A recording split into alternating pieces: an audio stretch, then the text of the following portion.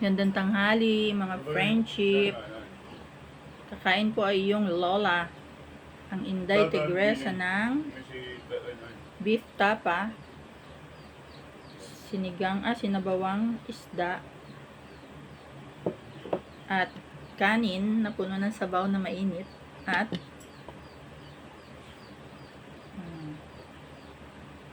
nito, pinalamig na Nesty. Yan, kain tayo. Ano ang ating kwento? Ako kaya hindi makapagpalit ng damit ay Busy-busy ang lola sa paglinis ng lahat ng mga pinggan sa kusina, mga kaldero, baso, kutsara, tinidor, kaldero. Busy rin sa paglaba, ang daming labahan. Yan, hindi mo naman bihis. At dahil gusto ko, pag ako'y nagabihis ay nakaligo na. Hindi pwedeng magligo at napagod ang Inday Tigresa. Okay? Ahay!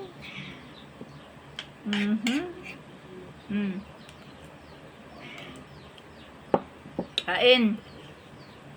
Lagyan natin ng Del Monte ketchup. Nauna ko nang pinakain yung mag-ama.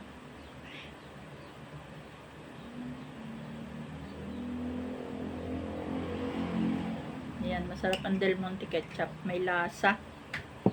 Masarap siya. Dali ah.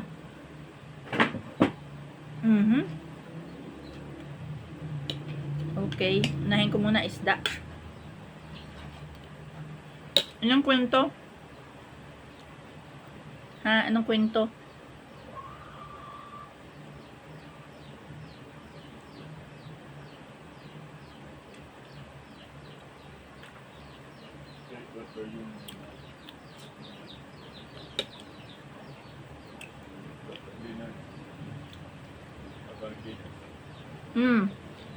Beef tapa, ang lapad. Buwan ang asawa ko. Dami nito. Nasa loob ng rep. Itong beef tapa ng asawa ko. Hindi siya dry. Siya juicy. Tapos pag niluto mo malutong, masarap. At saka mga kapal, malapad. At saka, doon sa loob ng rep, hindi siya ano nga yung dading tawag mo doon sa mga puti-puti na nalagay? Hindi siya inaamag. Hindi nagkakaroon ng bakterya, hindi nagkakaroon ng amag. Malinis. Pag nag-business yung asawa ko, suportahan ninyo. Ano? Hindi naman inaamag ay. Ibig sabihin, malinis. Walang bakterya, walang virus. Ang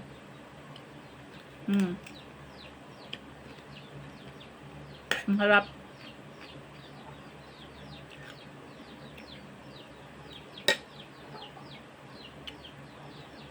Pero dati ito yung maliliit na bangus, ano? Hindi ba ito bangus? Hindi ano? Hindi ito. Ha? Ha? Kala ko ang dilis malaki. Maliit. Malaking dilis ito? Ang dilis pala inalaki rin. Ha? Tabilos daw. Madami siyang alam na pangalan ng isda. Ako pag nakakita ng isda, isda lang ang tawag ko dyan. Hindi ko ninasabi ko anong pangalan niya, hindi ko naman alam yan. Kaya nga ako magsabi ng kung ano. Hindi man ako marunong, ano ako, nagatali-talinuhan.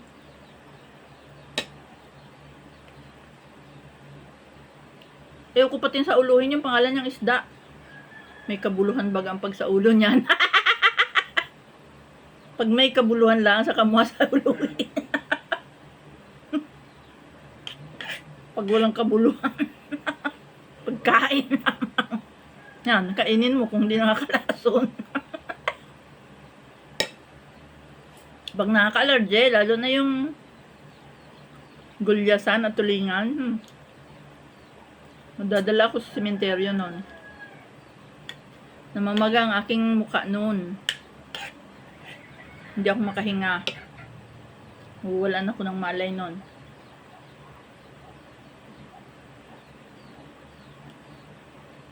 Kaya pag meron sa aming gulyasan o di kaya itambakol,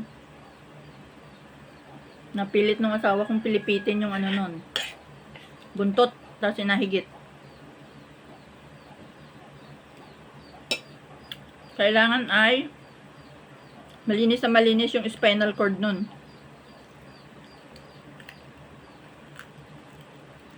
Dahil pag hindi natanggal yung spinal cord ng gulyasan at tulingan, kahit sino, ma-allergy nun.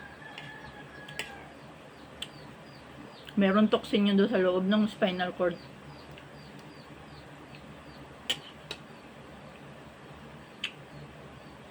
Alam niyo mga kaibigan, ako hindi pala away. Hindi. Gawa nang ang style ko yan, ganito yun. Hindi ko ikaw pakialman kung ano yung nagawa mo. Maski magpagulong-gulong ka dyan, magpabuang-buang ka dyan, hindi. Pero, kuidaw. Wag na wag mo rin akong papakialman dahil hindi ako gumagawa ng masama sa iyo o sa kapwa ako sa kahit na kanino. Dahil, pag napuno ang salop, Fernando po Jr.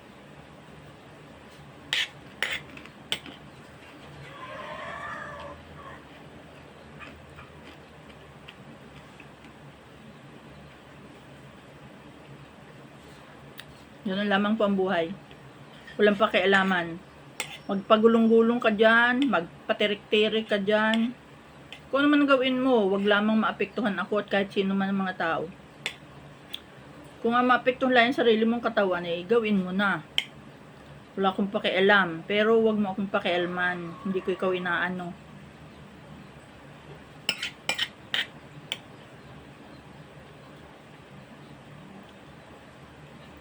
Mabait ako sa mabait. Ako ay meron pasensya sa mga loko-loko. Pero pag napuno na yung salop, Fernando po Jr. na. Ibang klase.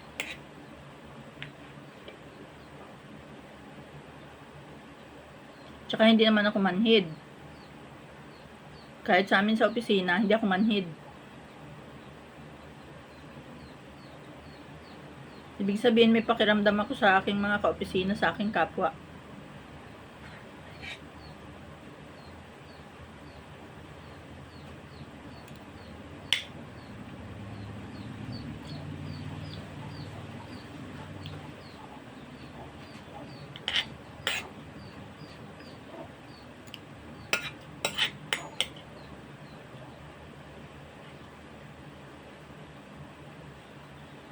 Ewan, kung bakit ako puyat na puyat kagabi dahil doon sa dagundong nung maintindihan kung games yun o sayawan at may stop. Pero ang dagundong, ang sakit sa tainga, pati sa ulo. Hindi ka makatulog, sakit ng dibdib ko. Ay, maski, ako naman ay takat, ako'y puyat na puyat at masama ang pakiramdam kagabi. Naging ano naman ako ngayon, Samsona. Daruin kay 2 battab ang aking nilabhan. Para akong si Samsona.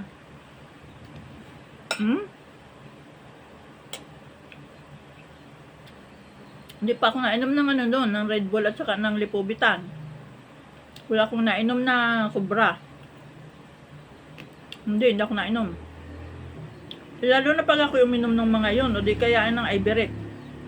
Parang na akong si David.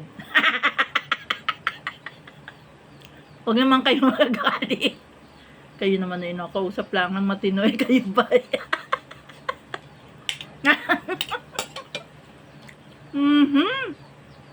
Ano ng buhay ito?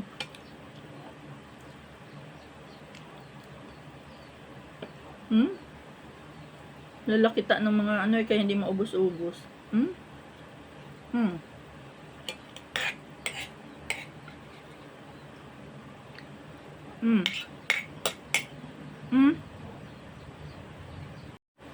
So, ganun na nga ni mga kaibigan. Sa dinami-dami ng aking kanin. 2 tabilus at saka 3 yata itong malalaking beef tapa. Ayan. Matagal ubusin.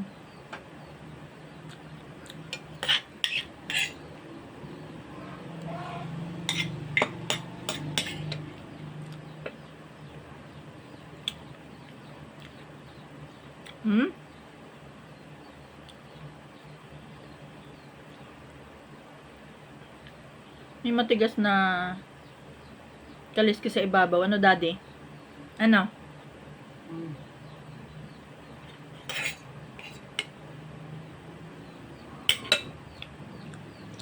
Hmm?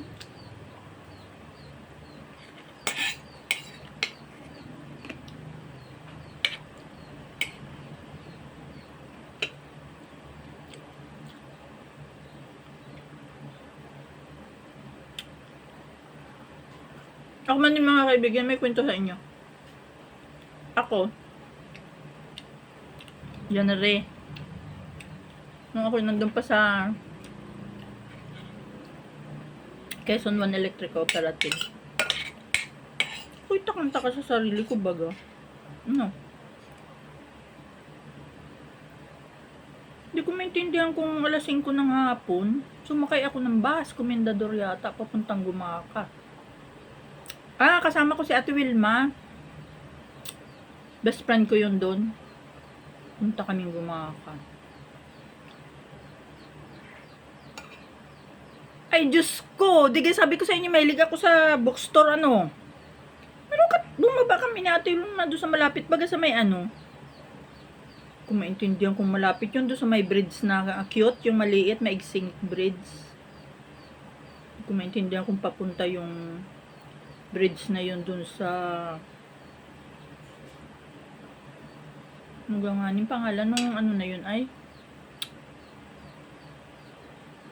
nung lugar na yun, parang may tunog Hulanda ga daddy yun, yung papuntang Plaridel, anong tawag doon? Hulanda?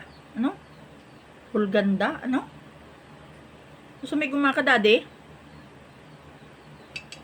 may bookstore doon na maliit, yung sinauna na pagbaba mo baga ng bus or di mapunta ka doon sa para bagang naka-elevate na maliit na pathway ng tao din sa may side ng highway. Tapos mababa ka ng ilang steps sa baba ganun, palalim baga yung style ng ano bookstore na yon. Ano ka, para akong si magaling na matagal ng nakapunta ron ay nagturo agad ako ng libro. At alam niyo mga kaibigan, ay yung librong yun, parang ako talaga ang may-ari. Sinauna rin. Ay, my God. May side effect sa buhay. Nagkakaroon ka ng third eye. Kikita mo yung kung ano yung medyo future, gayon baga. Futuro. And then, talagang nangyayari. At nakakapangilabot. Tapos, may mga step by step dun ay. Halimbawa is process on how to ganon 1 to 10, ganyan. Maliit na libro. Ay, bali wala naman kay Ate Wilma at mukhang hindi siya interesado. Parang ang binili niya yata ay card yata o kung ano. Uwan ko diyan kay Ate Wilma noon. Basta kanya-kanya kami bili, may mga pampaganda kami bili doon sa ibang lugar. Ay di, binili ko na yun. Yun naman may sweldo pa ako, di nabili ko. Diyos ko po. Parang inabuklat yung third eye mo nun. Okay sana at maganda. Kaso mo may side effect sa buhay mo. Mabigat. Mabigat sa pera. Parang nagkakapera ka pero maganit. Ano, may side effect siya. Ganon.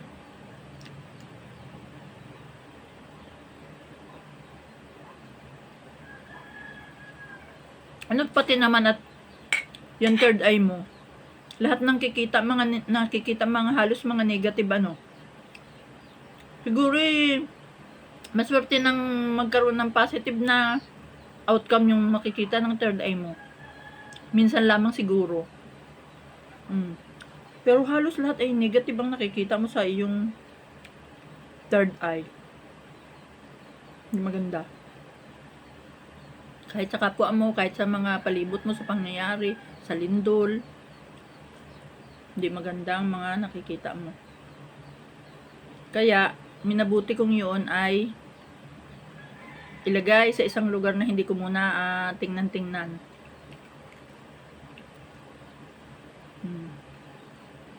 At bawal pati sa religion.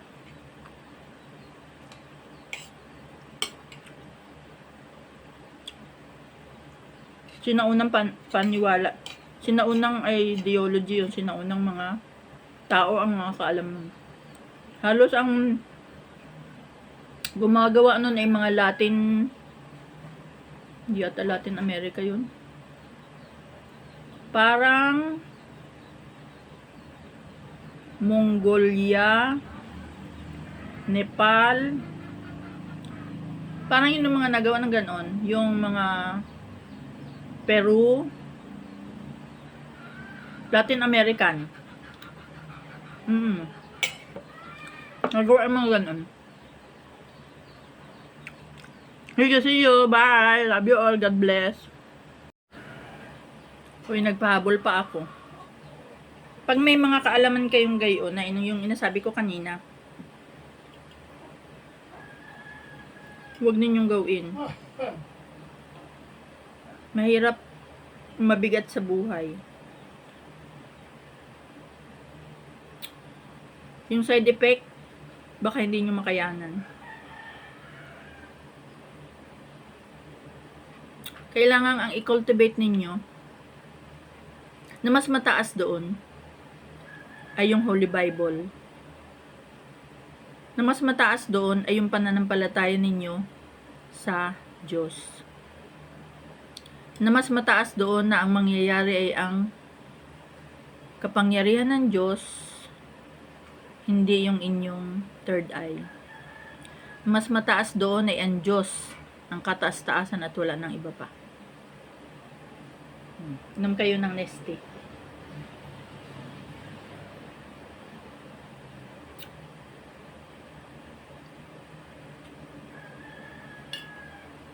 Magiging magaan ang inyong buhay, hanap buhay. Kapag isinantabi ninyo yung mga ganong mga kaalaman. Yung sumalangit nawang kaluluwa ni Annalyn, kasamahan ko sa May din ang kanyang birthday. Karaniwan sa mga May third eye. May birthday ng May third eye din yon. Yung isa naming kamag-anak, hindi ko sasabihin ng pangalan. O sabihin ko na, si Loida. Nagpa-cultivate siya ng kanyang third eye. Nagpabukas siya. Nagpa-open ng third eye.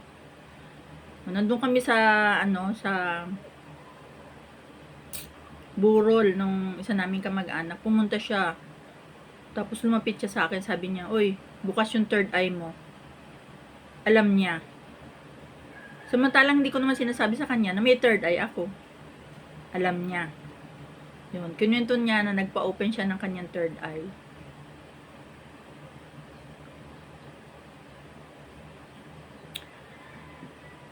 Ako, nung sinabihan niya ako ng bukas yung third eye ko, yung panahong yun ay hindi ko na ginagamit yung book na yun, yung sa third eye na yun, hindi ko na ginagamit yun. Pero nakita niya. Ayaw na ayaw ko ng third eye, natatakot ako. Sapagkat ang third eye, mostly negative ang nakikita mo. Lahat ng masasama. Swerte na kung makikita mo ay success, magaganda, yan. Isang beses lamang ako nakakita ng success sa third eye ko. Ang napanaginipan ko, o di yung third eye ko yun na ako daw ay nakalista sa isang periodiko. So, naging totoo naman na nakalista ako sa isang periodiko at success naman yon. Kasali ako sa President Ferdinand Marcos COCOFED Scholarship. O, naging totoo, di ba? Isang beses lamang. At yung mga halos lahat ng mga naano ng third eye ko ay mga negative, nakakatakot. Yung lindol, parang nandiyan si Ate Maribik, ano? Daddy, busis ni Ate Maribik yun.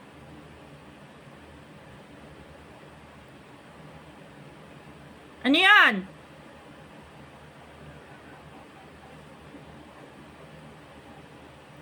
Yung lindol na tumama sa bagyo nun, bago nangyari yun inapaniginipan ko. Ganon din si Annalyn, napaniginipan din niya yun. Yung 19... Yung lindol dun sa isang hotel sa Baguio na tumba yun. Yun, napanaginipan ko yun. Na ano namin yun, ni Annalyn. Kaya sabi din niya, masama yan, may third eye. Halos ay negative ang mga nakikita, hindi yung magaganda. Okay? Believe in one God at sa Holy Bible ka maniwala. Lahat ng mabubuti ang iyong makikita. Bye! Love you all. Thanks.